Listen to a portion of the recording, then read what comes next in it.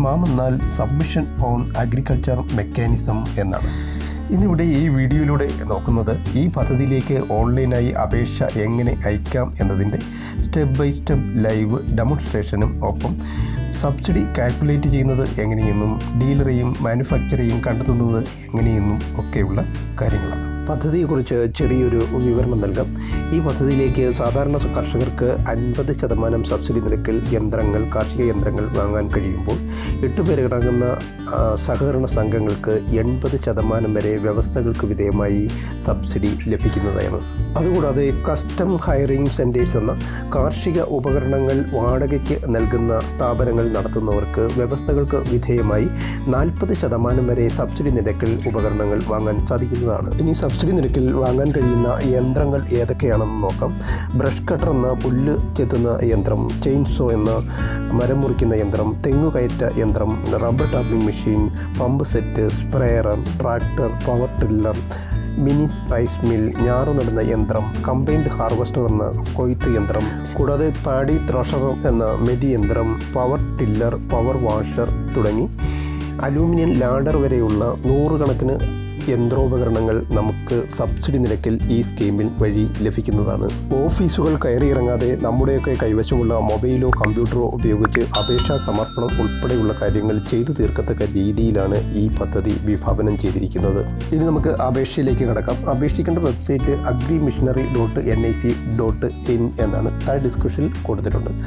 വെബ്സൈറ്റിൽ പ്രവേശിച്ച ശേഷം മുകളിൽ മൂന്നാമതായിട്ട് കാണുന്ന സബ്സിഡി കാൽക്കുലേറ്റർ എന്ന ലിങ്കിൽ പ്രസ് ചെയ്താൽ നമുക്ക് സബ്സിഡി എങ്ങനെയാണ് കാൽക്കുലേറ്റ് ചെയ്യുന്നത് എന്ന് നോക്കാൻ കഴിയും. അതിനുശേഷം നമ്മൾ ആദ്യം സ്റ്റേറ്റ് സെലക്ട് ചെയ്യുകയും അതിനുശേഷം സ്കീം എന്നുള്ളിടത്ത് SMAM സ്മാം ആദ്യം കാണുന്ന സ്മാമാണ് സെലക്ട് ചെയ്യേണ്ടത്, നേരത്തെ പറഞ്ഞ്. അതിനുശേഷം ജെൻഡർ സെലക്ട് ചെയ്തതിന് ശേഷം കാറ്റഗറി എന്നുള്ളത് ജനറൽ, SC/SC, SC/ST, OBC തുടങ്ങിയവയുണ്ട്. അവയിൽ ഏതെങ്കിലും സെലക്ട് ചെയ്യുക. അതിനുശേഷം ഫാർമർ ടൈപ്പ് എന്നുള്ളത് 1 ഹെക്ടറിനും 2 ഹെക്ടറിനും ഇടയിലുള്ള സ്മാൾ സ്കെയിൽ സെലക്ട് ചെയ്യാവുന്നതാണ്, അല്ലെങ്കിൽ സൗകര്യം പോലെ ചെയ്യാവുന്നതാണ്. അതിനുശേഷം ഇംപ്ലിമെൻറ്റ് എന്നുള്ളിടത്ത് നമ്മൾ ഏത് സ്കീമാണോ ഏത് ഉപകരണമാണോ വാങ്ങിക്കുന്നത് അത് സെലക്ട് ചെയ്യേണ്ടതാണ്. ഞാനിവിടെ ബ്രഷ് കട്ടർ സെലക്ട് ചെയ്യുകയാണ്. അതിനുശേഷം പിന്നീട് പ്രൈസ് സ്കെയിലാണ്, അത് നമുക്കവിടെ ടൈപ്പ് ചെയ്ത് കൊടുക്കാവുന്നതാണ്. ഇംപ്ലിമെൻറ്റ് എന്നുള്ളിടത്ത് ഒരുപാട് മെഷീനുകളുടെ ലിസ്റ്റ് തന്നെ കൊടുത്തിട്ടുണ്ട്. അവയിൽ നിന്നും സൗകര്യപ്രദമായത് സെലക്ട് ചെയ്തതിന് ശേഷം നമ്മൾ ഉദ്ദേശിക്കുന്ന വില അവിടെ ടൈപ്പ് ചെയ്ത് കൊടുത്ത് അതിൻ്റെ സബ്സിഡി എത്രമാത്രം കിട്ടും എന്ന് അറിയാൻ ഇവിടെ സാധിക്കും. പക്ഷേ യഥാർത്ഥ വില നമുക്കിനി മാനുഫാക്ചർ ഡീലർ എന്നുള്ള ലിങ്കിൽ പോകുമ്പോൾ അവിടെ നമുക്ക് പ്രൈസ് അറിയാൻ സാധിക്കുന്നതാണ്. ഇവിടെ നമുക്ക് വില ടൈപ്പ് ചെയ്ത് കൊടുത്ത് അതിൻ്റെ സബ്സിഡിയും മറ്റു കാര്യങ്ങളും അറിയാനും സാധിക്കും. അങ്ങനെ നമ്മളെ ബഡ്ജറ്റിൽ ഒതുങ്ങുന്ന പ്രൈസ് അവിടെ ടൈപ്പ് ചെയ്തതിന് ശേഷം ഷോ കൊടുത്താൽ തൊട്ട് താഴെ അതിൻ്റെ ഡീറ്റെയിൽസ് വരുന്നതായിരിക്കും. ഇവിടെ നമുക്ക് ഡീലറുടെ പ്രൈസും അതേപോലെ സബ്സിഡി എത്രയുണ്ട്, ഫാർമേഴ്സ് കോൺട്രിബ്യൂഷൻ എത്രയാണ് തുടങ്ങിയ കാര്യങ്ങളൊക്കെ വിശദമായിട്ട് കാണാൻ സാധിക്കും. ഞാനിവിടെ ബ്രഷ് കട്ടറിൻ്റെയാണ് ഇപ്പോൾ കൊടുത്തിരിക്കുന്നത്. പിന്നീട് ലാഡറിൻ്റെയും ഹെവി മെഷീൻ്റെയും 1 ലക്ഷം രൂപയൊക്കെ വിലയുള്ള ഹെവി മെഷീൻ്റെയും ഒക്കെ ഇവിടെ കൊടുത്ത് പരീക്ഷിക്കുന്നുണ്ട് എത്ര കിട്ടും എന്ന്. നിങ്ങൾക്കും ഇതേപോലെ ആവശ്യമുള്ള മെഷീനുകൾ അവിടെ നിന്നും സെലക്ട് ചെയ്തതിന് ശേഷം ബഡ്ജറ്റിലുള്ള പ്രൈസ് നമുക്ക് അടയ്ക്കാൻ കഴിയുന്ന, അതായത് സബ്സിഡി കഴിച്ച് ഫാർമേഴ്സ് കോൺട്രിബ്യൂഷനാണ് നമ്മൾ അടയ്ക്കേണ്ടത്, അത് എത്രയാണെന്ന് ഉള്ളത് അനുസരിച്ച് ഉപകരണങ്ങൾ സെലക്ട് ചെയ്യുകയും അത് ഷോ കൊടുത്ത് നമുക്കതിൻ്റെ വിവരങ്ങൾ അറിയാനും സാധിക്കുന്നതാണ്. പിന്നീട് ഹോം പേജിൽ തന്നെ ഇടത്തു നിന്നും രണ്ടാമത് കാണുന്ന ഫാർമേഴ്സ് കോർണർ എന്ന സിറ്റിസൺ കോർണർ എന്ന ലിങ്കിൽ ക്ലിക്ക് ചെയ്താൽ മാനുഫാക്ചറുടെയും ഡീലറുടെയും വിശദ വിവരങ്ങൾ അവിടെ നമുക്ക് ലഭിക്കുന്നതായിരിക്കും. അതിനുശേഷം സ്റ്റേറ്റും ജില്ലയും സെലക്ട് ചെയ്ത് നമ്മൾ വാങ്ങിക്കാൻ ഉദ്ദേശിക്കുന്ന പ്രോഡക്റ്റ് ഇംപ്ലിമെൻ്റ് എന്നുള്ളിടത്തു നിന്നും സെലക്ട് ചെയ്ത് കൊടുത്തു കഴിഞ്ഞാൽ അതിൻ്റെ ഡീലറെയും അതേപോലെ മാനുഫാക്ചറേയും ഡീറ്റെയിൽസ് കാണുവാനും അതിൻ്റെ പ്രോഡക്റ്റ് നെയിമും അതിൻ്റെ കോഡും മറ്റു കാര്യങ്ങളും പ്രൈസ് ഉൾപ്പെടെയുള്ള കാര്യങ്ങളും അവരുമായിട്ട് കോൺടാക്റ്റ് ചെയ്യാനുള്ള നമ്പരും വിശദ വിവരങ്ങളും മറ്റും നമുക്ക് അവിടെ നിന്നും ലഭിക്കുന്നതാണ്. ഇനി നമുക്ക് അപേക്ഷ രജിസ്റ്റർ ചെയ്ത് അയക്കുന്നത് എങ്ങനെയെന്ന് നോക്കാം. ഈ പേജിൻ്റെ ഏതാണ്ട് നടുക്ക് ഭാഗത്തായിട്ട് രജിസ്ട്രേഷൻ എന്നുള്ള ലിങ്കുണ്ട്. ആ ലിങ്കിൽ പ്രസ് ചെയ്ത് കഴിഞ്ഞാൽ അവിടെ ഫാർമർ എന്നൊരു ലിങ്ക് കാണും. അതിൽ പ്രസ് ചെയ്ത് കൊടുക്കുകയാണ് വേണ്ടത്. ഇവിടെ നമുക്ക് ആധാറിൽ ലിങ്ക് ചെയ്തിരിക്കുന്ന മൊബൈൽ നമ്പർ അതേപോലെ ആധാറിലെ പേര് ഇവയിൽ ഏതെങ്കിലും ഒന്ന് കൊടുത്ത് സെർച്ച് കൊടുക്കാവുന്നതാണ്, സബ്മിറ്റ് കൊടുക്കാവുന്നതാണ്. സാധാരണ ആധാർ കൊടുക്കുന്നതായിരിക്കും കൂടുതൽ നല്ലത്. അതുകൊണ്ട് അല്ലെങ്കിൽ മൊബൈൽ നമ്പറും കൊടുക്കാം, പക്ഷേ ആധാർ കൊടുക്കുന്നതാണ് കൂടുതൽ എളുപ്പമായിട്ടുള്ള കാര്യം. ആധാർ കൊടുത്തതിന് ശേഷം ഞാനിവിടെ ആധാർ കൊടുത്തിരിക്കുകയാണ്. അതിനുശേഷം ഇങ്ങനൊരു പേജാണ് വരുന്നത്. തൊട്ട് താഴെ ഇവിടെ നമ്മൾ സ്റ്റേറ്റ് സെലക്ട് ചെയ്യേണ്ടതും ഡിസ്ട്രിക്റ്റ് സെലക്ട് ചെയ്യേണ്ടുന്നതും സബ് ഡിസ്ട്രിക്റ്റ് ഉപജില്ല സെലക്ട് ചെയ്ത് ബ്ലോക്കും സെലക്ട് ചെയ്തതിന് ശേഷം വില്ലേജ് കമ്പൽസറി വില്ലേജും സെലക്ട് ചെയ്യേണ്ടതുണ്ട്. അതിനുശേഷം നെയിം ആസ് പെർ ആധാർ, അത് വളരെ പ്രധാനപ്പെട്ടതാണ്.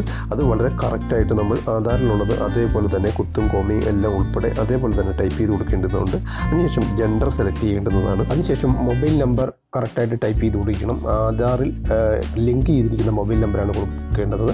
ഈ രജിസ്ട്രേഷനിൽ ഒരു OTP വെരിഫിക്കേഷൻ ഉണ്ട്, അത് ആ മൊബൈലിലേക്കാണ് വരുന്നത്. ഞാനിവിടെ ലിങ്ക് ചെയ്തിരിക്കുന്ന മൊബൈൽ നമ്പറാണ് കൊടുത്തിരിക്കുന്നത്. ലിങ്ക് ചെയ്യാത്ത മൊബൈൽ നമ്പറും പ്രാക്ടിക്കലാവോ ഇല്ലയോ എന്നുള്ളത് നിങ്ങൾക്ക് പരീക്ഷിച്ച് നോക്കാവുന്നതാണ്. അതിനുശേഷം ഫാദർ ഹസ്ബൻഡ് നെയിം ആധാറിലുള്ളത് അതേപോലെ തന്നെ ടൈപ്പ് ചെയ്ത് കൊടുക്കുക. ഡേറ്റ് ഓഫ് ബർത്തും ആധാറിലുള്ളത് കറക്റ്റായിട്ട് അതേപോലെ തന്നെ ടൈപ്പ് ചെയ്ത് കൊടുക്കേണ്ടതാണ്. പിന്നീട് കാറ്റഗറി SC ST OBC എന്നുള്ളത് ജനറൽ ഏതാണെന്ന് വെച്ചാൽ അത് കൊടുക്കുക.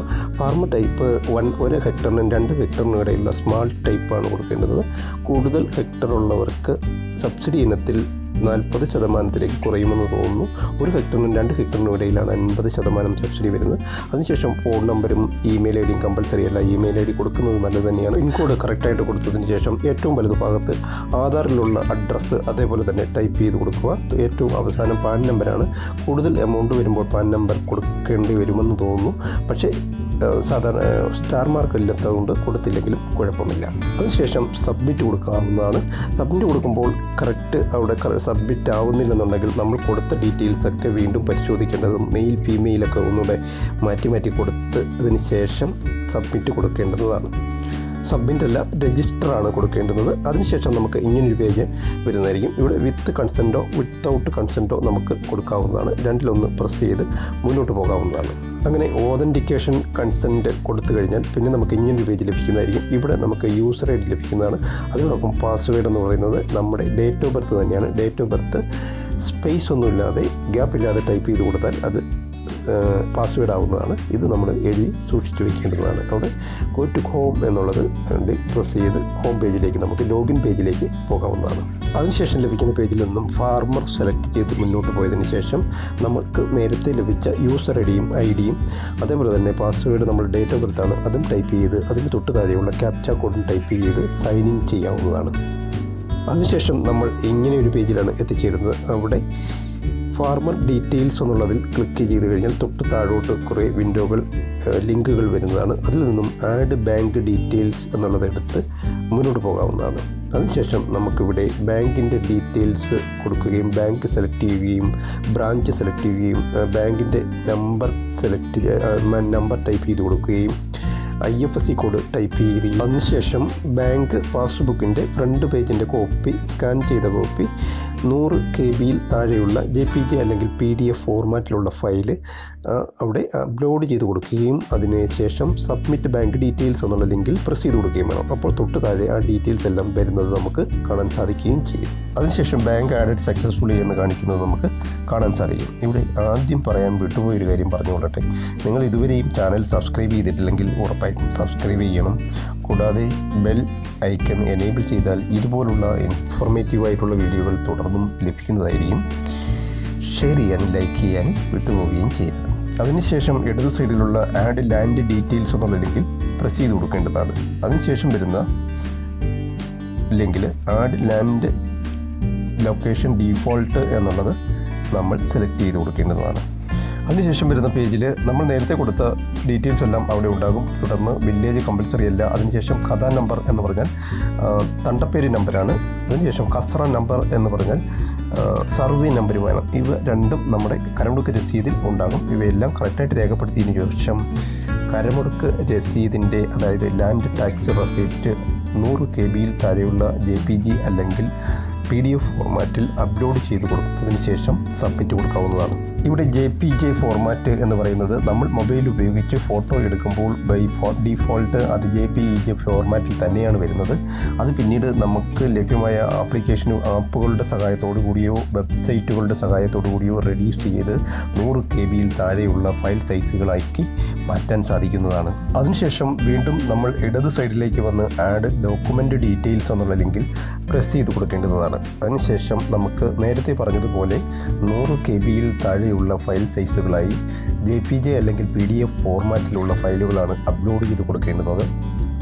ഇവിടെ നമുക്ക് അപേക്ഷകൻ്റെ ഫോട്ടോ അല്ലെങ്കിൽ കർഷകൻ്റെ ഫോട്ടോ, അതേപോലെ തന്നെ ആധാർ കാർഡ്, പാൻ കാർഡ് നിർബന്ധമില്ല. പാൻ കാർഡ് ഇല്ലെന്നുണ്ടെങ്കിൽ ആധാർ കാർഡ് അവിടെ അപ്ലോഡ് ചെയ്ത് കൊടുത്താൽ മതിയാകും. അതുപോലെ തന്നെ പിന്നീട് വേണ്ടുന്നത് ലാൻഡ് ടാക്സ് റെസിപ്റ്റാണ്. പിന്നീട് വരുന്ന SC/ST വിഭാഗങ്ങളിലുള്ളവർക്ക് കാസ്റ്റ് സർട്ടിഫിക്കറ്റ്, കമ്മ്യൂണിറ്റി സർട്ടിഫിക്കറ്റ് കൊടുക്കേണ്ടി വരും. അതുപോലെ ലാൻഡ് ടൈപ്പ് ഡോക്യുമെൻറ്റ് കമ്പൽസറി അല്ല, അല്ലെങ്കിൽ അവിടെ ലാൻഡ് ടാക്സ് റെസിപ്റ്റ് അപ്ലോഡ് ചെയ്ത് കൊടുത്താലും മതി. ഇതിൽ സ്റ്റാർ മാർക്ക് കൊടുത്തിരിക്കുന്നതൊക്കെ കമ്പൽസറിയാണ്, ബാക്കിയുള്ളത് അപ്ലോഡ് ചെയ്യേണ്ട ആവശ്യമില്ല. പാൻ കാർഡിന് പകരം ഉണ്ടെങ്കിൽ പാൻ കാർഡ് തന്നെ കൊടുക്കുക, അല്ലെങ്കിൽ ആധാർ അതിൻ്റെ സ്ഥലത്ത് കൊടുക്കുക. ഇത്രയും അപ്ലോഡ് ചെയ്തതിന് ശേഷം ആഡ് ബട്ടൺ കൊടുത്ത് ആഡ് ചെയ്യാവുന്നതാണ്, സബ്മിറ്റ് കൊടുക്കാവുന്നതാണ്. ഇവിടെ ശ്രദ്ധിക്കേണ്ട കാര്യം, ഞാൻ നേരത്തെ പറഞ്ഞതുപോലെ മൊബൈൽ വഴി ഫോട്ടോ എടുത്ത് നമുക്ക് ആപ്ലിക്കേഷനുകളുടെ സഹായത്തോടെ അല്ലെങ്കിൽ ഗൂഗിൾ ചെയ്തതിന് ശേഷം അവിടെ ഇമേജ് റെഡ്യൂസർ എന്ന് ടൈപ്പ് ചെയ്ത് കൊടുത്താൽ ഓൺലൈൻ വെബ്സൈറ്റുകൾ ലഭ്യമാണ്. അതുവഴി നമുക്ക് റെഡ്യൂസ് ചെയ്തെടുക്കാം. ആദ്യം ഫോട്ടോ എടുത്ത് അപ്ലോഡ് ചെയ്ത് നോക്കുക, അപ്ലോഡ് ആവുന്നോ ഇല്ലയോ എന്നുള്ളത്. അതിനുശേഷം അത് റെഡ്യൂസ് ചെയ്ത് അപ്ലോഡ് ചെയ്യാൻ ശ്രമിക്കുക. സബ്മിറ്റ് കൊടുത്തു കഴിഞ്ഞാൽ ഈ ഫയലുകളെല്ലാം തൊട്ട് താഴെ 1 by 1 ആയി വന്ന് കിടക്കുന്നത് നമുക്ക് കാണാൻ സാധിക്കും.